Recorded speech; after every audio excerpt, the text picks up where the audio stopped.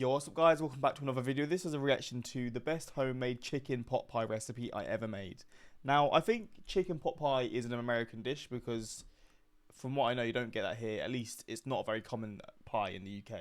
And the UK loves a savoury pie, whereas I feel like the US, realistically, from what I've seen, I always see sweet, sweet pies instead of savoury ones. So, I don't know if savoury ones are as common in the US, but I guess there are a few that are popular. But yeah, chicken pot pie. I've heard of it. I know obviously there's going to be chicken inside. Crazy. I know. How do I know that? And probably some vegetables and then some sort of gravy. But I don't know what's inside it. So yeah, I'm here for it. Hopefully going to enjoy it. And if you're someone who's made this, let me know if this is the way that most people make it, or if this is just maybe in a more extravagant way or not the common way. And is it good? Because based off the ingredients that I'm going to see, I'm going to assume it's going to be nice, right? But I don't really know. So yeah, we're going to check this out. And yeah, let's see what chicken pot pie is all about. Hey everyone, it's Natasha of natashaskitchen.com, and today I'm going to teach you how to make the ultimate chicken pot pie. Is there some sort of nuts there? You're gonna love that super easy, flaky, buttery pie crust, and wait until you see the filling. It's a hazelnut. It's unforgettably good. Let's get started, because I'm hungry. We'll start with a rotisserie chicken. You'll need 4 cups of cooked shredded chicken. You can use a store-bought rotisserie chicken or try the easy recipe that I'll link to in the notes. This is also a great way to use leftover chicken or even leftover turkey, and you can use light meat or dark meat to make a chicken pot pie. You can use 2 forks or just use your hands to shred the meat into bite-sized pieces. Oh, okay.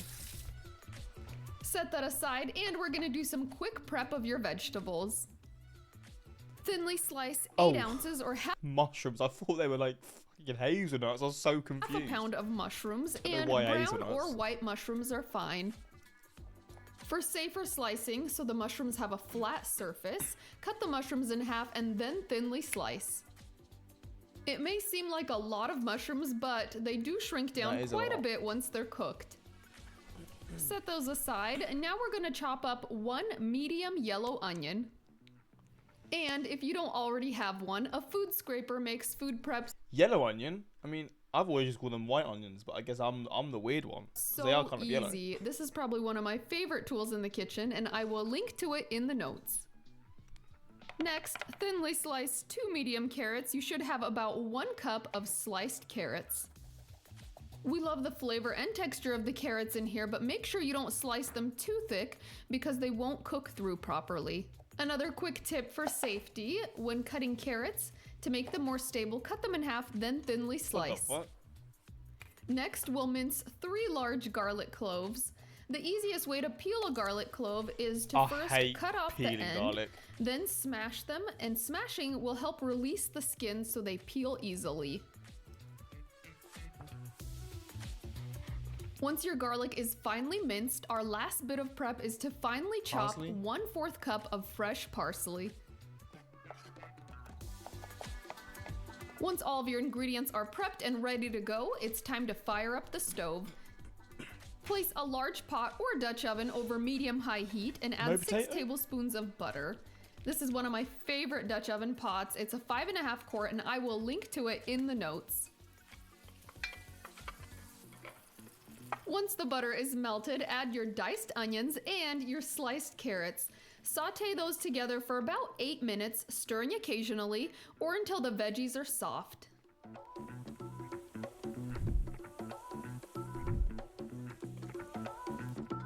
Next, stir in your sliced mushrooms. God, that is a lot of mushroom.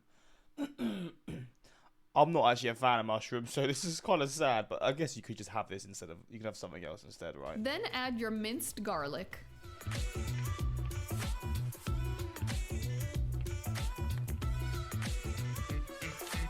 Continue sauteing those for another 5 minutes until the mushrooms are softened.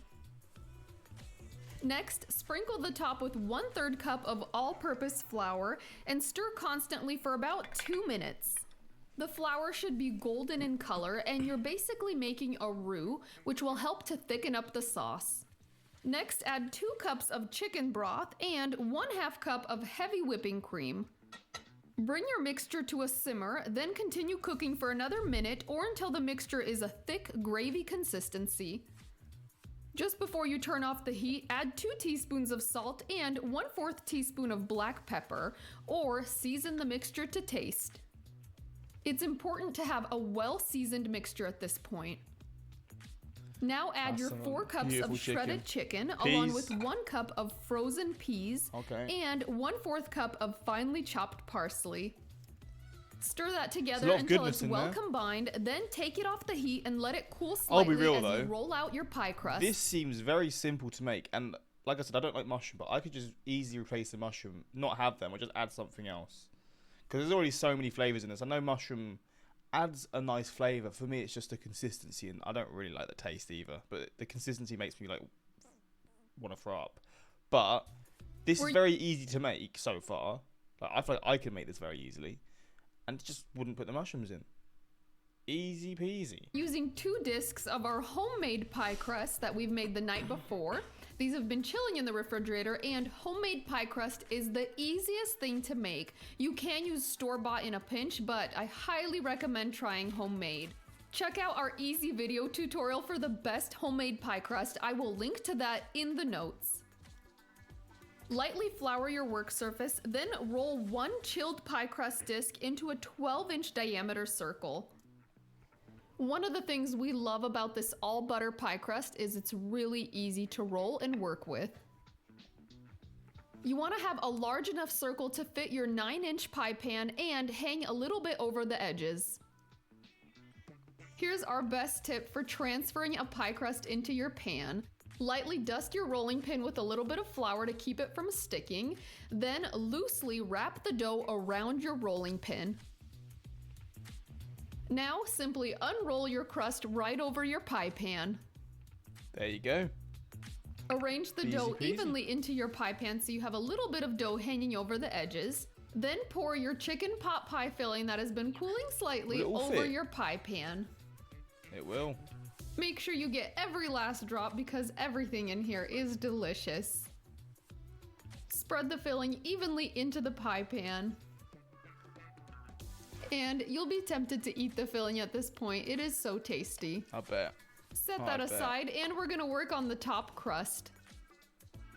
Lightly dust your work surface again with flour and roll the second pie dough disc into a 10-inch diameter circle.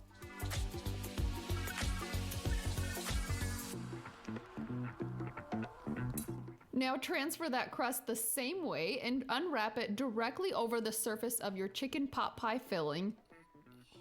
Simply line up one edge and unroll. You'll see there's a little bit of pie crust overhang. That little bit of extra crust is a good thing. You'll need it to crimp the edges later. So tuck the top crust under the bottom crust. I like to give the dough a little pinch to help it seal as I go. You can leave the edge like this for a more rustic look, but crimping the edge is super simple. With one finger, press on the dough, then pinch the dough around it with the 2 fingers on the other hand. This creates a beautiful fluted edge. That's looking pretty. If your crimped edge is sticking up above the center of the pie, one trick I learned to keep it from browning too much is just to pat it down. Next, cut 5 to 6 2-inch slits in the center of your pie. This will create vents for steam to escape. To give the pie a beautiful golden brown color when it's baked, we're gonna brush it with an egg wash. So beat 1 large egg, then use a pastry brush to generously brush it all over the top of the pie.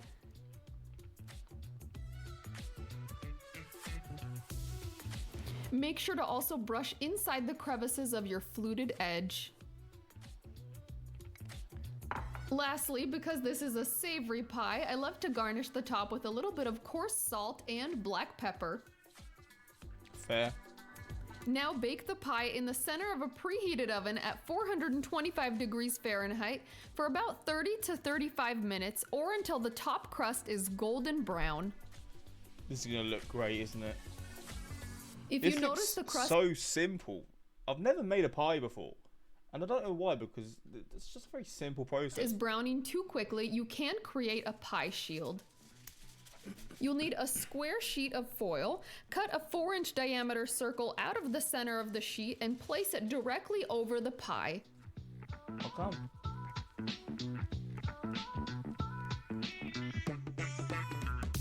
What does that do?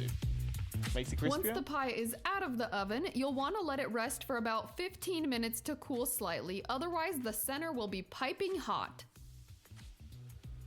Oh, that looks good. The hardest part about making this pie is the wait. Thankfully, it's not too long. I'm so excited. I have waited long enough. The pie is still warm and you want it to be. It's gonna be perfect, trust me. Before we slice into this, I love to garnish with a little bit of parsley. And that's what I love about the cracked black pepper and the salt on top. Everybody knows it's a savory pie. Oh, yum, yum, yum. I think the first time my daughter tried this, she was disappointed because I told her I had a pie. She thought it was a sweet pie. So she made a funny face. It's time to dig into this. I cannot wait any longer. Okay, we're gonna cut a big slice. Oh goodness, I'm so hungry. Getting it out is gonna be quite hard. And you can use a store-bought crust if you really need to, but making a homemade crust is so easy. I mean, watch our video tutorial on this. You'll be impressed how simple it is, and it will be a store-bought crust all day long. It's flaky, it's buttery, it's so good. And we use the same pie crust for sweet or savory pies. It is excellent. It's like our go-to. Actually, it's the only pie crust we use. So good. Oh, it seems like it's quite easy to get out, actually. Big ol' slice for me. Damn, I thought it'd be harder to get out. I'm excited. Oh yes, getting close. Look at this, it's like chicken in gravy. It is so saucy, loaded. This is like the most satisfying pie. Oh my God. You will try. Oh, that so looks so good. That looks so damn good. And that filling is like perfectly thickened, so it's not gonna fall apart. Okay, I'm going for this because I'm so hungry. Okay, here we go. That looks unreal. Yum, look at that. I actually might make this tonight. I'm not even joking. This is something that I would crave right now. This looks so good. Everything in this is so delicious and mouth-watering. It is like a meal in itself because it has meat, it has veggies, it has crust. It is a meal. I would say this pie is a meal. Why wouldn't it be a meal? Okay, here we go.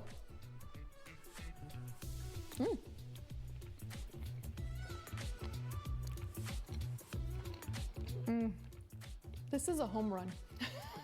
It's so good. That crust, it is so flaky and satisfying. And what I love about this pie is the bottom crust does not get soggy. It's kind of weird, but it's perfect. It reheats really well. I'm telling you, you will hope to have leftovers of this pie because the next day, it's just as good. Score one for mom. I love the mushrooms in here. They're so tender and they add a lot of flavor, so don't skip them. Oh, you can't say that to me. I'll be okay about the flavor. I'm a British person. I don't need that much flavor to enjoy something. Unless you really don't like mushrooms. Add the mushrooms. Maybe you'll change your mind. And then the sweet peas. I love that little sweet pop of flavor in every bite. The sweet carrots. So much chicken. And the chicken is super tender in that gravy. It absorbs some of it. Oh, I keep talking about it. I keep thinking about taking my next bite. I can't wait. All right, wait, I gotta, okay. We'll see you in our next. Malfunctioned at the end. Well, there we go. Disclaimer, I stuck in the kitchen. Now I want to thank you. I finished mine and it tasted so good. The instructions are clear and straight to the point. All I need to buy is a pie dish. Because I think I've got everything else. Well, I need to get chicken and stuff. But in terms of like, I've got like these things are all very simple to get. Like I can just go to my local shop and just get all that. I just need to get a dish, and then this could be a guaranteed hit. I'll be honest. This is breakup food. I would literally sit there eating this from the dish instead of a container of ice cream all day. Yeah, 100%. But yeah, hopefully you guys enjoyed this reaction. is this an American dish? And also, is this a set way to have it, or is this just one of those dishes where you can just vary it from like different sort of things depending on what you want to have inside? Because I guess you can have all varieties, a wide variety of things in this. There's not a set type of way to have it, unless I'm wrong. Maybe there is, but yeah. Hopefully, you guys enjoyed this reaction, and until next time, like, subscribe, peace.